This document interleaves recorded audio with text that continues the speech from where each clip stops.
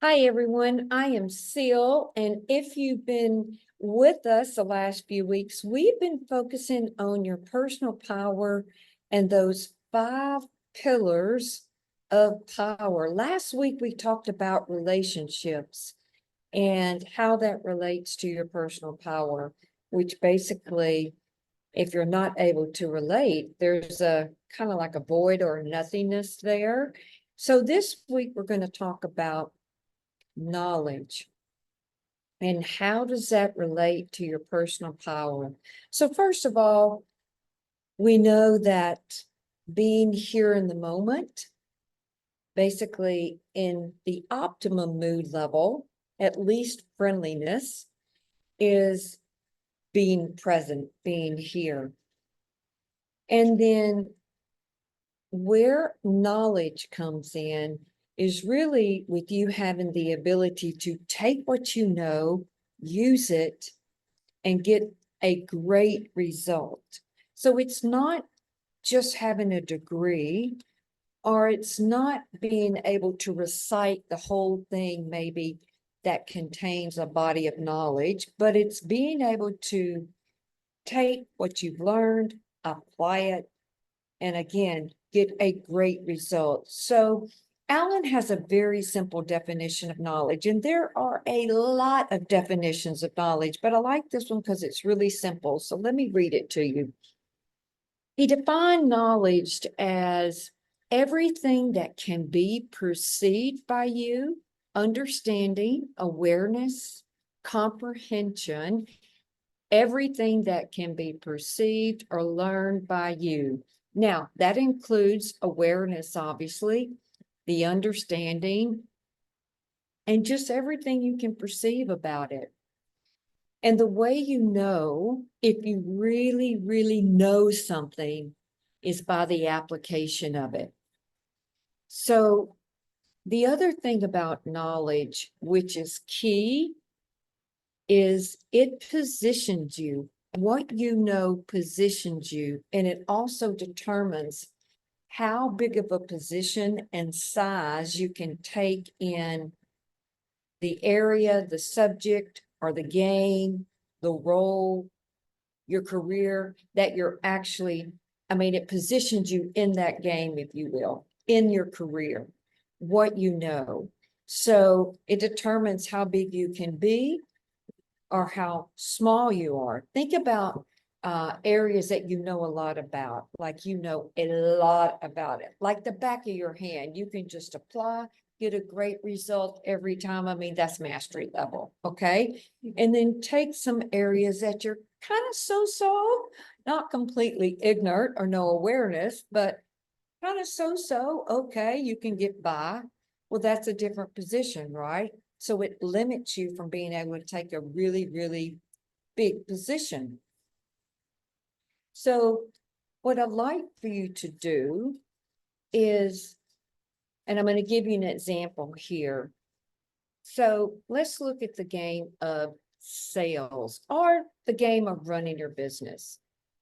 And there's going to be some things, if you're not a master in that subject and know everything there is to know about it, and you'd like to improve, the way you can improve is, first of all, identify what you know and what you don't know. So take out a sheet of paper and then draw a vertical line on that piece of paper. And then on the right side of the column, I want you to label that what I know. And on the left side, label that what I don't know. And then just start writing. Write down all the things you know. And then as you write down all the things you know, typically there'll be some things that you don't know, okay? Unless, again, you've mastered it. And then what that's going to do is that will put a lot of order into you being able to understand what you need to get more knowledge in, being able to take your next step. It just puts a lot of order and sorts out the confusion. So you're really, really clear on what do I need to do next? What do I need to learn more about? And then it also helps you emphasize and really build on those strengths and even do more of what you do know. So maybe in the game of sales, you know,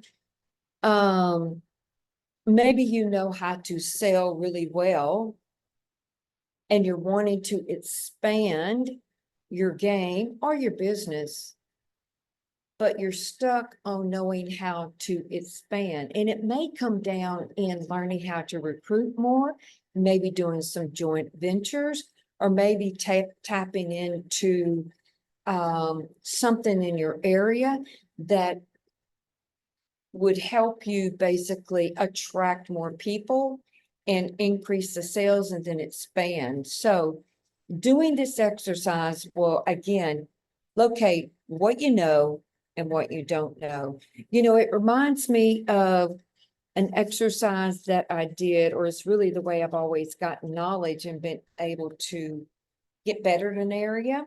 Although at the time I didn't know that this was actually my process.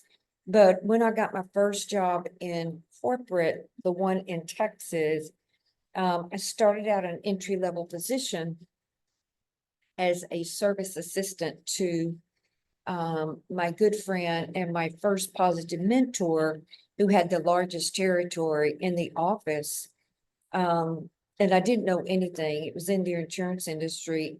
But because I had that willingness to know, she took me underneath her wing and taught me all about the contractual provisions so I could answer questions with the customers and get really good at what I was doing, which helped her as well. So anyway, I did that for 2 years. So I gathered a lot of information and it positioned me, and I could handle just about any phone call that came into her when she was out, because she traveled 3 days a week. And then I knew that ultimately I wanted to be able to do what she wanted, that she was doing, but I didn't have that college degree, which was, 95% of the people had that college degree. So I knew in order for me to be successful, I needed to get the most knowledge I could in all the positions around what I needed to know at that level. So then I went over and I became a sales assistant so I could work directly with the sales rep and see, well, what do you have to know? What do you have to do in order to sell it? I didn't want to sell. I just wanted to work with the sales rep so I could get that knowledge.